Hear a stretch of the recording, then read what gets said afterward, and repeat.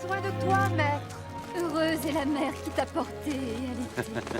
Heureux plutôt ceux qui écoutent la parole de Dieu et qui l'observent.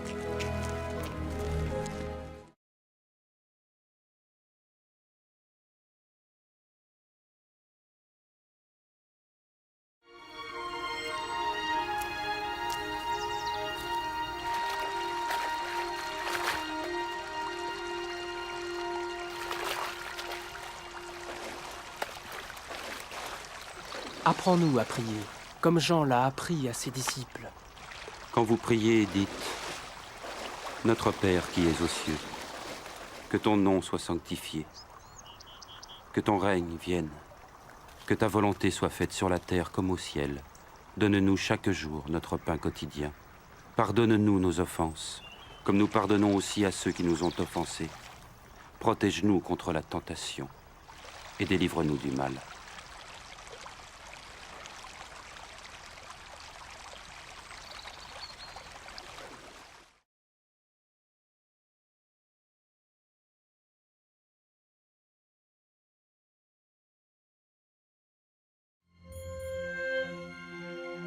Dans les Saintes Écritures, Dieu déclare que le Messie viendrait pour être le sauveur du monde.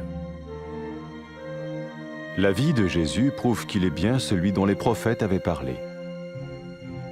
Ésaïe a prophétisé que la Vierge deviendrait enceinte et qu'elle enfanterait un fils. Des siècles plus tard, la naissance de Jésus accomplissait cette prophétie.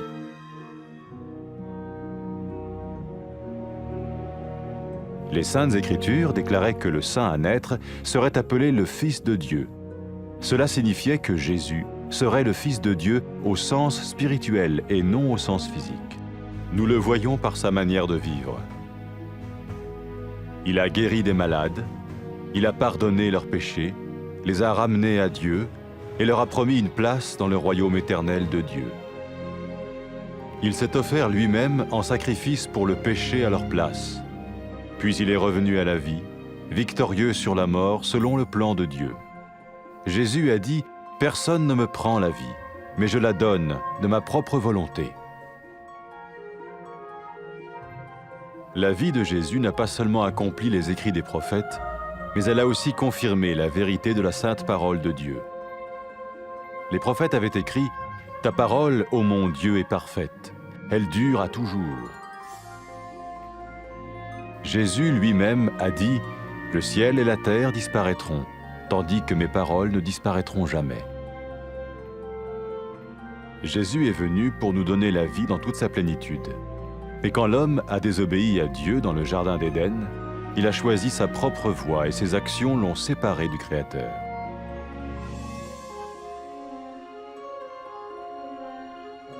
Les Saintes Écritures déclarent que tous ont péché et que le salaire que paye le péché, c'est la mort. Il s'agit de la mort spirituelle, éternelle séparation d'avec Dieu. Mais tout comme Dieu a donné un bélier pour qu'il meure à la place du fils d'Abraham, ainsi il a envoyé Jésus, le Messie, mourir à notre place. Sa vie, sa mort et sa résurrection restaurent la relation entre Dieu et tous ceux qui mettent leur confiance en lui. Maintenant, non seulement Jésus pardonne les péchés de ceux qui le suivent, mais il les sauve aussi du jugement éternel de Dieu. Ils sont sûrs d'aller au paradis et de vivre avec lui pour toujours. C'est cette vie et cette liberté de la culpabilité et du pouvoir du péché que Jésus offre à chacun aujourd'hui.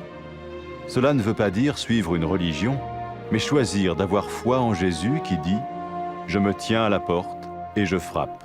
Si quelqu'un entend ma voix et ouvre la porte, j'entrerai chez lui. » Cela veut dire se tourner vers Dieu et croire que Jésus vient dans nos vies pardonner nos péchés et nous rendre tels qu'il veut que nous soyons. Il ne suffit pas d'approuver intellectuellement ce qu'il dit, ni de vivre une expérience émotionnelle. Nous le recevons par grâce, au moyen de la foi, par un acte de notre volonté. Lorsque quelqu'un est prêt à suivre Jésus le Messie, il peut lui parler par une simple prière. Peut-être êtes-vous prêt maintenant à ouvrir votre vie à Dieu. Si oui, vous pouvez vous joindre à la prière suivante, silencieusement. dans votre cœur. Seigneur Jésus, j'ai besoin de toi. Merci d'être mort sur la croix pour mes péchés.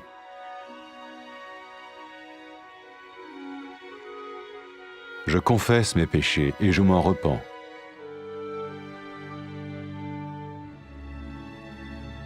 Je t'ouvre la porte de ma vie et je te reçois comme mon Sauveur et Seigneur.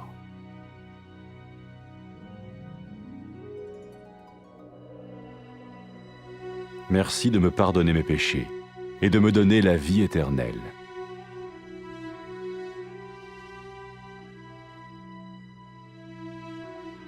Fais de moi le genre de personne que tu veux que je sois. Maintenant que je deviens l'un de ceux qui te suivent.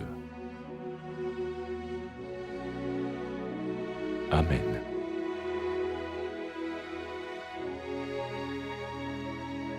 Jésus a dit à propos de ses disciples, « Mes brebis écoutent ma voix, je les connais et elles me suivent. » Pour expérimenter la vie en abondance promise par Jésus, ceux qui le suivent parlent à Dieu chaque jour dans la prière et lisent ou écoutent sa parole. Ils parlent de lui à d'autres personnes et rencontrent régulièrement ceux qui l'aiment et le suivent. N'oubliez pas sa merveilleuse promesse. Tout pouvoir m'a été donné dans le ciel et sur la terre. Et sachez-le, je vais être avec vous tous les jours, jusqu'à la fin du monde.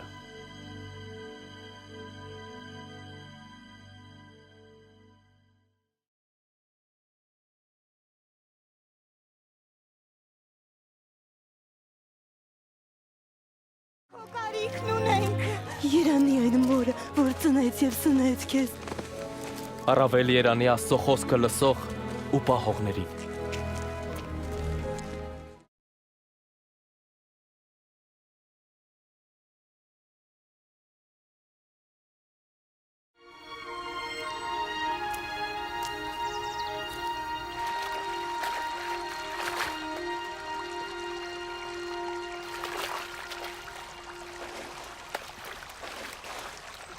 Մեզ աղոթել սովորեցրու, ինչպես Հովանեսը սովորեցրեց։ Երբ աղոթեք ասեք.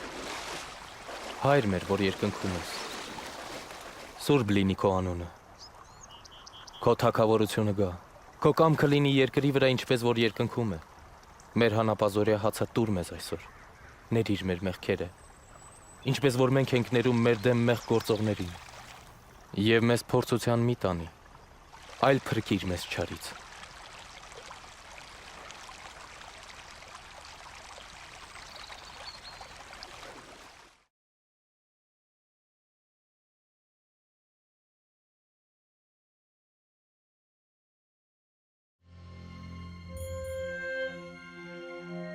Սուրբ գրքում Աստված հայտնում է, որ Մեսիան պիտի գա եւ դառնա աշխարհի փրկիչը։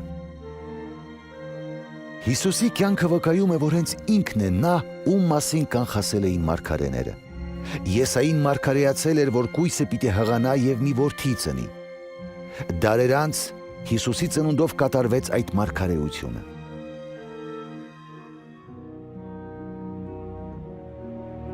Աստվածաշունչը վկայում է, որ այն Սուրբը, որ պետք է ծնվեր, Աստծո որդի է կոչվելու, նշանակում է, որ Հիսուսը պետք է կոչվեր Աստծո որդի։ Սա մենք տեսնում ենք իր ապրած կյանքում։ Նա բուժեց մարդկանց, ներեց նրանց մեղքերը, մոտեցրեց Աստծուն եւ տեղ խոստացավ նրանց Աստծո հավիտենական թագավորությունում։ Նա իր անձը տվեց նրանց փոխարեն, որպես մեղքերի պատարագ և հարություն առավ հաղթելով մահին։ Հիսուսն ասաց, ոչ ոք ինձնից չի կարող վերցնել իմ կյանքը, այլ ես ինքս եմ այն տալիս։ Հիսուսի կյանքով ոչ միայն իրականացան մարգարեությունները, այլև հաստատվեց Աստծո սուրբ խոսքի ճշմարիտ լինելը։ Մարգարեները ասել էին, Տիրոջ խոսքը անթերի է և հավիտենական։ Հիսուսն ինքն ասաց, երկինքն ու երկիրը կանցնեն, բայց իմ խոսքերը երբեք չեն անցնի։ Մարդը եդեմական պարտեզում չհնազանդվեց Աստծուն, Նա ընտրեց իր ուրույն ճանապարհը եւ իր գործերը բաժանեցին իրեն արարչից։ Հիսուսը եկավ մեզ լիառատ կյանք տալու։ Սուրբ Գիրքն ասում է, որ բոլորը մեղք գործեցին եւ մեղքի վարձը մահն է։ Սա նշանակում է հոգևոր մահ, այսինքն հավիտենական բաժանում Աստծուց։ Ինչպես Աստված Աբրահամին խոյ տվեց որդու փոխարեն, այնպես էլ Հիսուսին ուղարկեց մեր փոխարեն մեռնելու համար։ Նրա կյանքը, մահը եւ հարությունը վերականգնեց հարաբերությունը Աստծո եւ բոլոր նրան ապավինողների միջև։ Այժմ ոչ միայն ներված են նրանց մեղքերը, ովքեր հետևում են Հիսուսին, այլև նրանք փրկված են Աստծո հավիտենական դատաստանից։ Նրանք գիտեն, որ դրախտը իրական է եւ որ ապրելու են նրա հետ հավիտյան։ Հիսուսն այսօր յուրաքանչյուր մարդու առաջարկում է կյանք եւ ազատություն մեղքից ու նրա իշխանությունից։ Սա չի նշանակում լոկ հետևել մի կրոնի, այլ վստահել Հիսուսին, որն ասում է. «Ահա ես դռան առաջ եմ եւ բախում եմ։ Եթե մեկը լսի իմ ձայնը եւ բացի դուռը, ես կմտնեմ նրա մոտ»։ Սա նշանակում է դառնալ Աստծուն եւ վստահել Հիսուսին, որ նա գա մեր կյանքի մեջ, ների մեր մեղքերը եւ դարձնի մեզ այնպիսին, ինչպիսին ինքն է ուզում։ Սակայն բավական չէ միայն մտքով համաձայնել նրա պահանջներին կամ զգացմունքային փորձառություն ունենալ։ Մենք հավատի միջոցով որպես շնորհ ընդունում ենք նրան մեր կամքի գործադրմամբ։ Երբ մարդիկ պատրաստ են դառնալ Հիսուսի, Մեսիայի հետևորդները, նրանք կարող են խոսել նրա հետ մի պարզ աղոթքի միջոցով։ Հավանաբար դու հիմա պատրաստ ես բաց անել քո սրտի դուռը Աստծո առջև։ Եթե այդպես է, կարող ես միանալ այս աղոթքին։ Տեր Հիսուս, ես քո կարիքն ունեմ։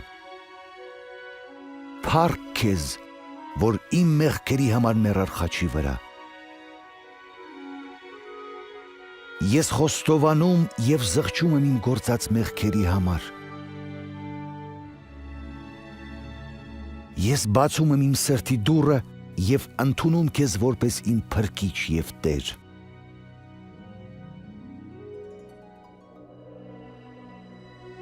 Փառք քեզ, որ ներեցիր իմ մեղքերը եւ հավիտենական կյանք տվեցիր ինձ։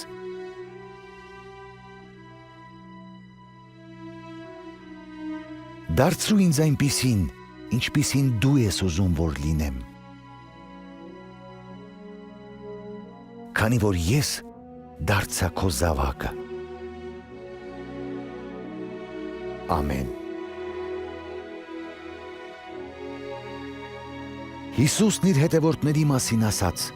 «Իմ ոչխարները լսում են իմ ձայնը եւ ես ճանաչում եմ նրանց, ու նրանք հետևում են ինձ»։ Հիսուսի խոստացած լիառատ կյանքը վայելելու համար նրա զավակները ամեն օր աղոթքով զրուցում են Աստծո հետ եւ կարդում ու լսում նրա խոսքը։ Նրանք պատմում են ուրիշներին Հիսուսի մասին եւ պարբերաբար հանդիպում են նրանց հետ, ովքեր սիրում եւ հետևում են նրան։ Հիշեք նրա հրաշալի խոստումը. «Ամեն իշխանություն ինձ է տրված երկնքում եւ երկրի վրա, եւ ահա ես ձեզ հետ եմ մինչև աշխարհի վերջը»։